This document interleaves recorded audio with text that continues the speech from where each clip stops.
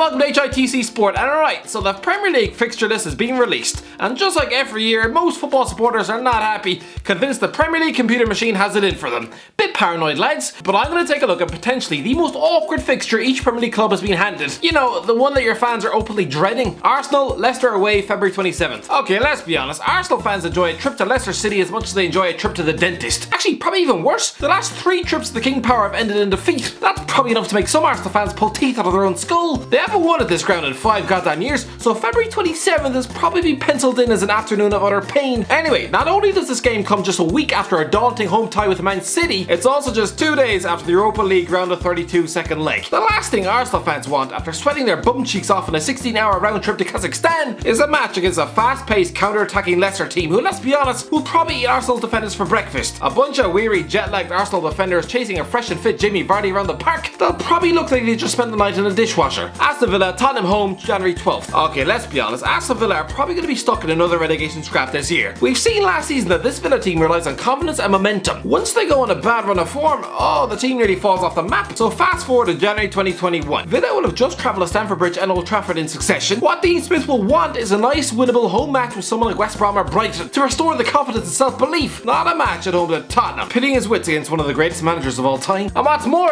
Villa haven't beaten Tottenham at Villa Park since January 2008. That is absolutely abysmal. And if that wasn't bad enough, Jose Mourinho has come up against Aston Villa 13 times in his career and only ever lost once. Brighton, Arsenal away, May 23rd. Yeah, just ask Watford fans about whether a trip to the Emirates on the final day of the season is good for relegation scrap. Assuming Graham Potter and Brighton wind up in a battle for survival on the final day of the season, they'll probably be sick to the teeth about trying to get something at the Emirates. As Watford and Hayden Mullins found out, Pierre-Emerick Aubameyang eats teams like this for lunch. Factor in the fact that Brighton's previous game will have been a demoralising home match with Man City, a club have stuck 20 goals past them in the Premier League, and so yeah, trying to rebuild the confidence at the Emirates Stadium will be like trying to find a toothbrush in Shane McGowan's house. Burnley, Leicester away, September 19th. Okay, let's go for Burnley's first game of the season. Considering they're going to sit out the first round of fixtures, it's safe to say Sean Dyche's men will be rock bottom of the table before they've even kicked the ball. Bit of a kick in the teeth for Burnley's self-esteem. It's a bit like arriving late to an exam. Everyone's already started and you're just playing catch-up, so a probable defeat at Leicester is just going to widen the gap between Burnley and the rest of the park. By then, they could very realistically be 6 points behind Newcastle and Jeff Hendrick. Subconsciously, psychologically, starting late and playing catch-up could end up scrambling the circuits in Burnley's brain. Chelsea, Arsenal home, May 12th. Okay, let's be honest, Chelsea more often than not reach FA Cup finals. They just do. Anyway, the final's on the 15th of May next year, which is 3 days after a midweek clash with Arsenal at Stamford Bridge. Listen, Arsenal at home is not the hardest fixture in the world for someone like Chelsea, but if they are in the final, Frank Lampard could probably do without that game, especially considering they'll have probably spent the previous weekend chasing shadows at the Etihad, with Guardiola's men turning their fenders into wet lasagna. Crystal Palace, Leeds away, February 6th. Okay, a trip to Leeds United doesn't sound like the most daunting task in the world, but in terms of practicality, the Crystal Palace players are already dreading this one. After a hectic Christmas schedule, now they're expected to make the trip from London to the north of England twice in 1 week. Palace are supposed to make a 10-hour round trip to Newcastle St James's Park on the Wednesday night, a ground where they've won just once since 1998. Christ above, they've only scored 1 goal at this stadium in the last 4 trips, and 3 days later they're booked in for a game at Ellen Road. Now, unless Roy Hodgson stuffs his players into a Tyneside travel lodge for 4 nights, a move that will probably induce cabin fever, then he's essentially going to be travelling almost the entire length of the country 4 times in 1 week. That's not great. Everton, Man City away, May 23rd. Okay, I don't know what Everton will be playing for on the final day of the season,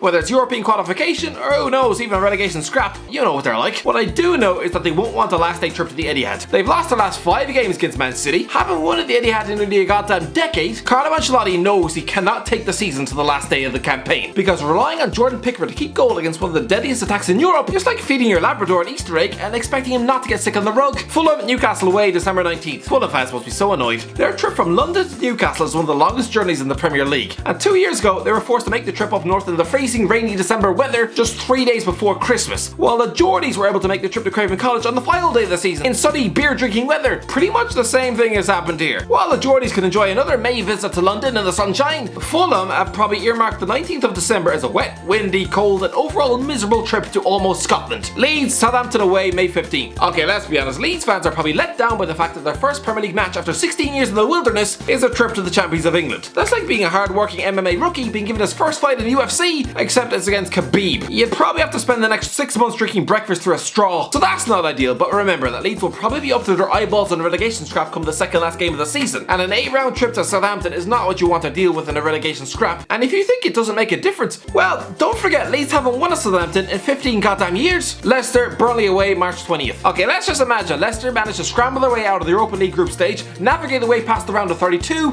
and find themselves in the last 16. Right, well the second leg takes place on the 18th of March. 2 days later, they're scheduled to play Burnley at Turf Moor. A trip to the modern day version of Stoke is never ideal, but especially not with tired legs 48 hours after landing at the airport, and Leicester have lost 3 of the last 4 trips to the stadium. They do not enjoy Turf Moor, so this is just an awkward fixture Brendan Rodgers would love to delete from the list. Liverpool, Man United away May 1st. Okay, these days a trip to Old Trafford has nothing to be feared for Liverpool fans, but make no mistake about it, this game is always tough. Jurgen Klopp has been in England half a decade, won every trophy in sight, but has still never managed to win at this stadium. It's a consistently tough place to visit, and let's be honest, it's always this club's biggest domestic game of the season. So 1st of May, the 5th last game of the season, just 4 days before the Champions League semi-final second leg, imagine Liverpool are stuck in a head-to-head title race with Man City while preparing themselves for a blood and guts European second leg against Bayern Munich. Previous Liverpool managers used to rest players in the league for Champions League semi-finals, but fielding a weakened team at Old Trafford is not an option. If the fans see Divock Origi and Nico Williams chucked out on that pitch, they'll probably demand Jurgen Klopp be burned at the stake. After a long season with barely any summer break, how is Klopp going to manage his squad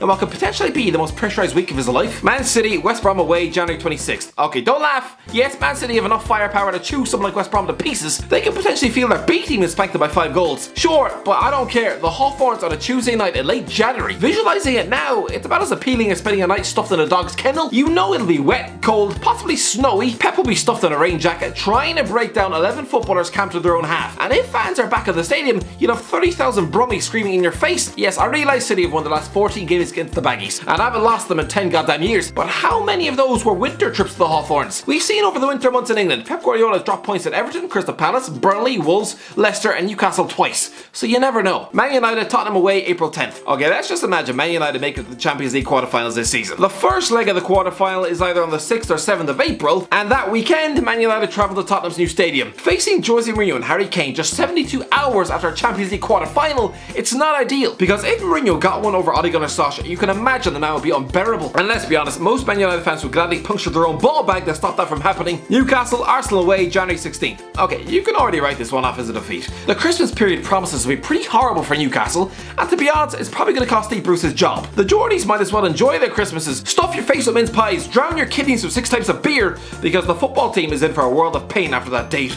Man City away, 2 days before a home game with Liverpool, then a home game with Leicester, a team who stuck 8 goals past the 2 in last season, then a Tuesday night trip to Bramall Lane, 4 days before a game at the Emirates. By then, Newcastle could very realistically be lost 4 games in a row. So trying to steady the collapse at Arsenal, a team have beaten them 14 out of the last 15 meetings. Oh lads, Newcastle have only ever won at the Emirates Stadium once, and that was in 2010. Lads. Sheffield United, Chelsea away, November 7th. Okay, this could be a game 1-2-5 for Sheffield United. It could almost plummet them into official relegation form. Let's be honest, they need a good start to the season because October and November, oh good lord. October's trips to the Emirates and Anfield before a home game with Man City, suddenly that is 9 points dropped. So with Chris Wilder trying to drag his players off the floor, restore some confidence, while the media keep talking about second season syndrome, the last thing they need is an immediate trip to Stamford Bridge. This could be the game which chucks them into the relegation zone in November. And with a squad built on team spirit and momentum, that could be critical for their self-belief. Southampton, Liverpool away, May 8th. Okay, Southampton should be alright this season, but a trip to Anfield on the 8th of May has the potential to derail their season. The previous 2 games will be against Man City and a Leicester team who brutalised them with 9 goals in 90 minutes last season. If they get thumped in both games, then a 4-0 or 5-0 pacing in Anfield could literally knock any shred of confidence and self-belief out of Ralph Hasenhüttl's men. And not great timing if they're in a relegation scrap. Tottenham, Wolves away, December 26th. 26th of December, 1 day after Christmas.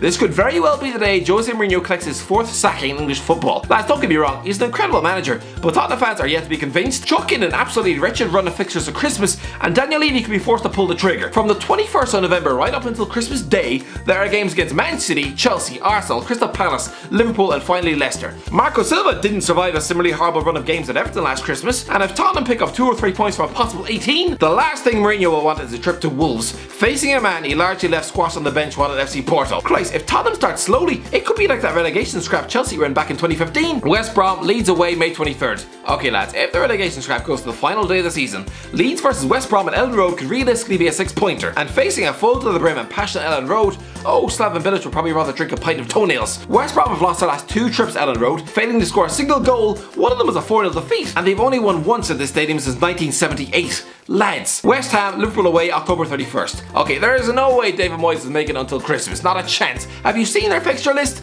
you might as well write off the first third of the season as a relegation scrap. Sure, an opening day home game at Newcastle is fine, but then you've got Arsenal, Wolves, Leicester, Tottenham, Man City and Liverpool. That is virtually the entire top 6 save for Man United. By Halloween, after they've been spanked 4-0 at Anfield, Moyes is obviously getting the sack. Christ above, they could very realistically be chained to the foot of the league with 0 points after 7 goddamn games. Wolves, Brighton away January 2nd. Yeah, Wolves are probably going to have a Christmas on par with KSI's. The December period brings Liverpool, Chelsea, Tottenham and Man United. For a knackered Wolves squad who just embarked on a 13-month season with 60 goddamn games, they're going to be like zombies after that. And so a trip to Brighton on the 2nd of January, oh, they're going to be virtually half asleep.